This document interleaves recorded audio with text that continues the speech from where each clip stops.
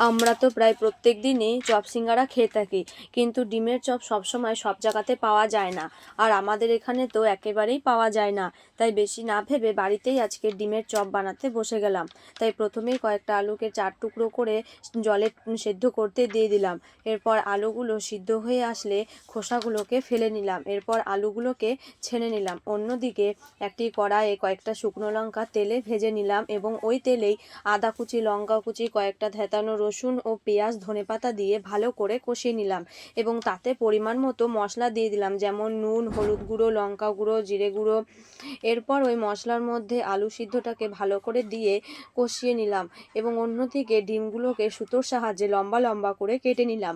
এরপর একটা একটা করে ডিম দিয়ে আলুগুলোকে ভালো করে লম্বা লম্বা করে মুড়ে নিলাম। এখানে আপনারা আপনাদের পছন্দ মাফিক গোল, লম্বা, চৌকো ইত্যাদিভাবে দিতে পারেন।